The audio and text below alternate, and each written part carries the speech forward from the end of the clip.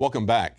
Now, in the last 24 hours, there's been an amazing development in the story between the link between autism and vaccines. And of course, Dr. Brian Hooker has been trying to get information from the CDC for quite some time.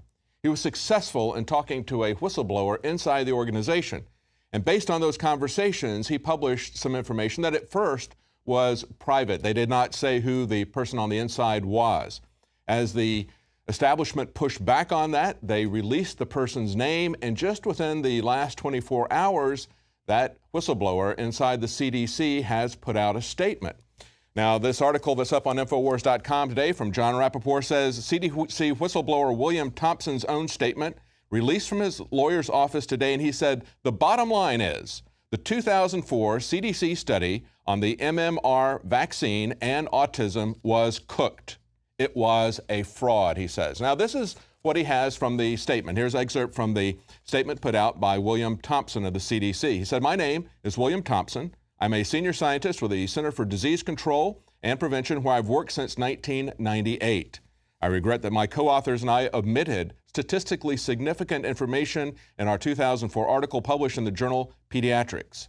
The omitted data suggested that African American males who received the MMR vaccine before the age of 36 months were at increased risk of autism.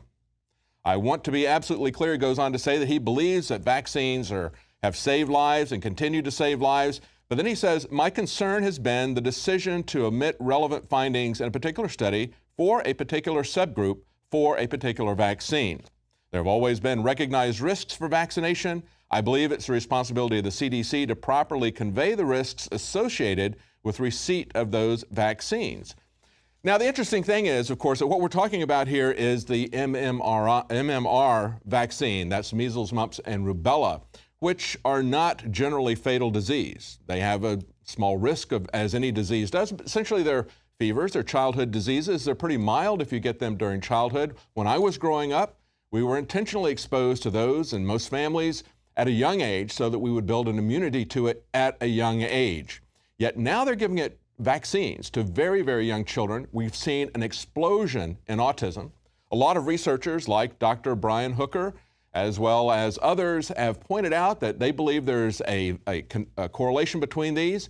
And now that we have this in a study that was covered up by the CDC, it is something that a lot of people should be talking about, but no one is talking about. So for more information on this, we want to talk to Sayer Ji. He's a widely recognized researcher, journalist, and author. He's founder of greenmedinfo.com, the world's most widely referenced, evidence-based natural health resource of its kind. He is a steering committee member of the Global GMO-Free Coalition, an advisory board member of the National Health Federation. Joining us now is Sayer Ji. Thank you for joining us, Mr. Ji. Now, I want to talk to you about a couple of different topics. Of course, you've got on your blog right now some information that we referred to earlier about the Ice Bucket campaign that they're running with ALS. And I want to talk to you about some things that people can do to decrease their risk of getting the disease. But I also want to talk to you about the recent vaccine autism information that's coming out about this whistleblower. We now have CNN publishing stories denying that there's an autism link. And as you've got on your blog, the CDC autism vaccine cover-up is extending into the media and into medical journals. So I want to talk about that. But briefly, before we get into that, let's talk a little bit about this ALS Ice Bucket situation. As we pointed out in the article that Anthony Gucciardi had, only about 27% of the money that's being donated actually goes to research. Tell us a little bit about the kinds of things that people can do that we already know can help them reduce the risk of the disease. Well, it's amazing because if you look at the $100 million already raised in just a short period of time, the ALS Association proudly declares that a good 27% will go to research, and even 14% will go to fundraising, which is kind of ironic because the money that's being raised is, being expended in doing so. The problem is that folks don't realize that the ALS Association has as corporate sponsors some of the largest pharmaceutical companies in the world, some of whom benefit from some of the known causes of ALS, which are statin drugs. In fact, 3 of their sponsors manufacture statin drugs. In the medical literature, you see clearly a signal that there are a number of clear causes for ALS that are not being addressed by these cause marketing campaigns, and certainly not the ALS Association. Some of those are as simple as pesticides, tobacco, statin drugs, and then there is a broad range of research that's been funded by taxpayers like you and I that show over 60 different natural interventions, some of them as simple as vitamin B12 therapy. One study, in fact, showed increased survival time for those receiving up to 25 milligrams of a methylcobalamin type of B12. That is not present on the ALS Association's website. It's not present in this viral meme. And it's disturbing because there are people that are suffering, and what they're doing is it's a form of brainwashing. That's why I like to call it ice washing, like pink washing. You just kind of wash away the concept that there is a cause to this, quote, idiopathic condition, throw a fancy Latin name on it or Greek name, and you think, well, there's nothing we can do but raise money. And that's what's going on. So people need to be aware that there is research. On Greenman Info, we've actually made it free to download a huge document showing all of this research, and really getting people to start realizing that they have to take back control of their health and not fall prey to the cause marketing. And of course, we see always the same things that are being put forth by Big Pharma, very expensive, as well as many times things that are not safe, maybe not effective, and there's also some risks involved to it, more so than these natural remedies. Specifically mention some of the natural remedies besides vitamin B12 that they could take. Well, one of the things that has been studied extensively is actually cannabis, which is the most politicized, demonized entity on the planet, right? It grows from the earth as a weed for free. Nature, God created it, and yet just possessing it in certain states will put you in jail. So this is one of the biggest threats to the pharmaceutical model, which requires up to $800 million on average per trial to get through phase 1, 2, 3 stages for drug approval. Imagine trying to get a return on your investment for something that grows like a weed out in the backyard. So obviously, and that's recreational and has other benefits that are well documented. So this is one of those blind spots in this association's philosophy, as well as in this ridiculous sort of frenzy over the ice bucket challenge. Over and over again, we see that story about marijuana, as well as its competition to different things like the cotton growing industry, where it also presents an alternative to some of those established industries. I mean, we've seen it with glaucoma. It's one of the most effective treatments for glaucoma, as well as for the sickness that comes with cancer treatment if you're taking traditional medical cancer treatments. One of the things that you mentioned was the clear conflict of interest with statin drugs, and the fact that some of the people who make those drugs are also involved with the ALS. Is there any kind of conflict of interest with another one of these causes that you mentioned, pesticides? Yeah, there's actually a rather large chemical company that is a funding agent for this association, OxyChem, and they produce a wide range of chemicals, including things like polyvinyl chloride, which is used in PVC, and a broad range of neurotoxic agents. So the conflict of interest is so obvious that if folks don't wake up, then really they're just throwing their money down this toilet-like funnel, which you're seeing with Breast Cancer Awareness Month and every possible monthly way to really just take advantage of folks' charitable instincts. Let's move on to this other story about the vaccine autism link. Now, this is something that's been developing for a time. We've had some articles from John Rappaport saying that they had a whistleblower that Dr. Brian Hooker had interviewed. First, they had this guy's information out there. They did not identify him. Later, they identified him, trying to get him to come forward. Then everything seemed to come down. And then we've just now, in the last 24 hours, we've had the person who was at the CDC come forward and say, yes, what they did have, their summary of what I had said is accurate. But yet, we've seen a medical journal censor it.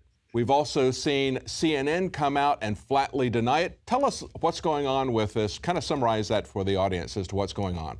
Well, I would say that John Rappaport's description of this as a vaccine gate is not sensationalistic. And what we're seeing is a global conspicuous silence on the topic of this top-level CDC vaccine safety scientist. This is the top of the evidence and authority food chain, arguably in the world, saying that they manipulated, falsified data on the safety of basic vaccines in our immunization schedule that link them to autism, especially in African Americans. So there's a race issue here that's not even being addressed. So what we're basically seeing is the equivalent of the sort of Edward Snowden event in terms of calling into question the very basis for the entire vaccinology sort of vaccine push. And I mean, you look at it, the facts are very clear. Go back to 75, okay? We had 1 in 5,000 diagnosed in this country with autism, and we had 13 vaccines on the schedule. Zoom forward to today, we have 1 in 86 according to the CDC, and we have 3 times as many vaccines in the schedule. And that critical window, when you're blasting these healthy children with vaccines, is when the regressive syndrome of autism occurs, including things like sudden infant death syndrome. So this extends to the even larger topic, which will hopefully come out, which is we have the highest infant mortality rate in the developed world at 36. We have the most vaccines that we're giving our children under age of 5. So, I mean, it's so clearly a larger issue than just one vaccine, maybe raising the risk in Black boys for autism. This is the whole house of cards falling down. It's been an explosion that we've seen. Certainly in my lifetime, I'd never had heard of autism until I guess maybe about 15 years ago. I started getting to know people whose children had autism. Now it's really exploded. But of course, when I was growing up, we didn't get vaccinated for mumps, measles, and rubella. We just got mumps and measles, and we suffered through it for a couple of days. And of course, that has some risks involved in it, but it's nothing like the risks of having permanent damage from autism for the rest of your life. It seems like that's something that people need to know. Absolutely, and it's just brain damage, and we know there's plausible mechanisms that we can explain. The MMR causes antibodies to form that then target cell structures in the brain. These are well-characterized events that have been, pretty much in the literature for decades. There's no question that this is what's going on. So even the term autism is, again, like ALS. It's this syndrome where they throw onto something which you could very well just call vaccine-induced brain damage. One of the things that you mentioned in your article that would be on greenmedinfo.com, CDC autism vaccine cover-up extends to media and journals. You say that autism and autism spectrum disorder itself is not some mysterious genetic epidemic. That's the way they're selling it to people, that this is somehow a genetic epidemic that we're seeing, that's not something that's changed in the way in our environment or the way children are being medically treated? It's the most oxymoronic term that you could come up with, a genetic epidemic. You'd have to literally drink fluoride to even comprehend what it's supposed to mean.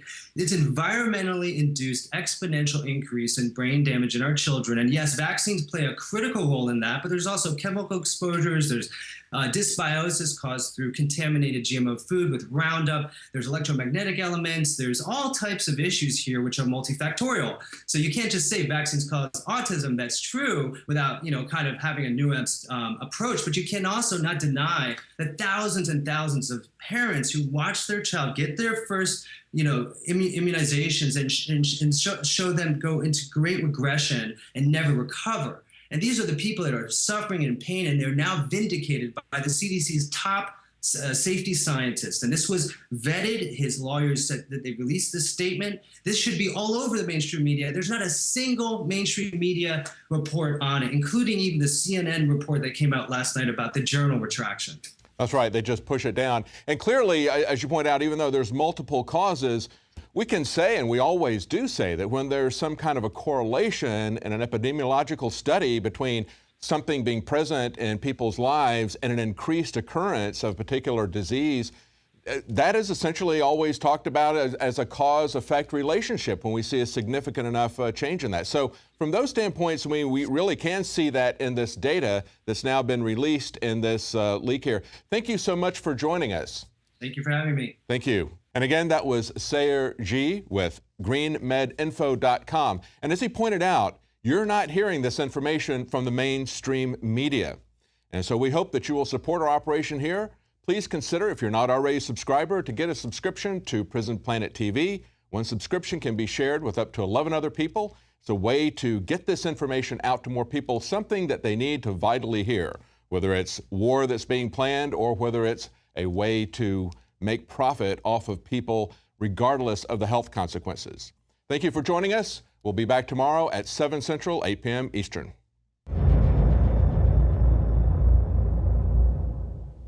The The facts are in. The studies are legion. Sodium fluoride and other toxic members of the fluoride family are devastating the health and cognitive ability of the American people. So why are the social engineers adding it to the water? Simple. Dumb down the host population that the parasitic technocracy is feeding on. We may not have been able to get fluoride out of the water supply yet, but we can help to get it out of our bodies. I am extremely excited to announce the exclusive InfoWars Life Fluoride Shield formulation, fusing 6 of the best documented ingredients from around the world to help the body remove not just toxic fluoride residues from the body, but a whole host of toxic substances. Let's take a stand against the globalists by blocking their poisons with Fluoride Shield. I use Fluoride Shield every day. Secure your Fluoride Shield and other pioneering formulations at InfoWarsLife.com today. Let's start cleansing our bodies now and support the InfoWar at the same time. That's InfoWarsLife.com.